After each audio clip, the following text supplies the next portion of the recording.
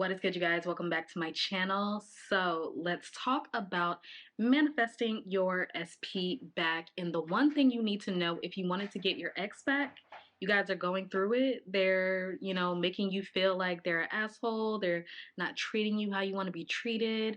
The whole nine. You're on a break. You haven't talked to them. It's been a long time. Whatever it is, you can get this person back. I know this for a fact.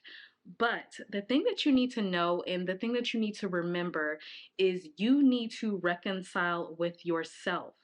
So what does reconciliation mean? It means a radical change of a perspective or an opinion. So this means that you need to be able and willing enough to see the person as being someone different.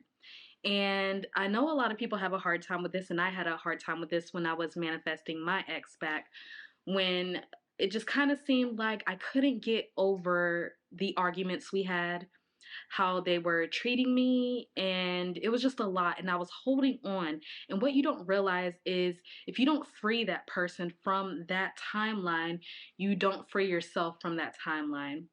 And what it is when you do have that person come back into your reality, they are not coming back as that same person. They are going to come back as someone else or a different person, one that is in tune with you, who you are on that timeline. This is why self-concept is extremely important, because if you cannot see yourself differently as you are and within the situation, then it is impossible to give somebody else the space to see them differently or for them to be able to change. You have to be willing to allow people the same grace to experience life and change just like you. So I find that this one little shift has helped me with manifesting my person back. And although it's been a long time and we're not together anymore, I did not get him to text me until I dropped the old story.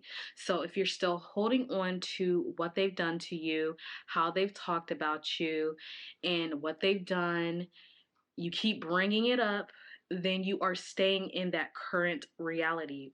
But if you have your imagination or whatever technique you do, and then you see them differently and you don't replay the past or think of the past, or even when you're with them, you don't go back to bringing up any of that old stuff, then it is what it is.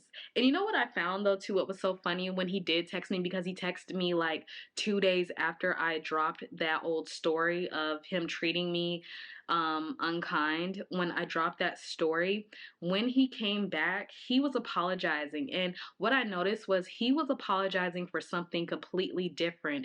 It was as if he didn't realize, or this version of him, he didn't realize that we had certain disagreements about the past. And he was just completely different, was loving, caring, giving. It was just a completely different person, but he was a completely different person because I was a completely different person and we were on a different timeline. So I had to give him space to be someone brand new and to see for others what you would want to see for yourself is extremely important. So what you wish for another, you wish for yourself. This is why this is everyone is you pushed out, because what you see for others is what you see for yourself and what you get in turn for yourself. So if I could just tell you this one little switch, because I'm sure you know whatever technique you're using or whatever it is that you want to do, you have to be willing to see them different. You have to be willing to you have to be willing to not bring up the old story and keep going over it again and again and again and trying to fix them from that point. No, you want to already be in the state where they are treating you as if you want them to treat you, and you're living that out. All right? So you guys, thank you so much for watching this quick little video. Remember, imagination is always on your side, and I will see you guys in my next reading. Bye.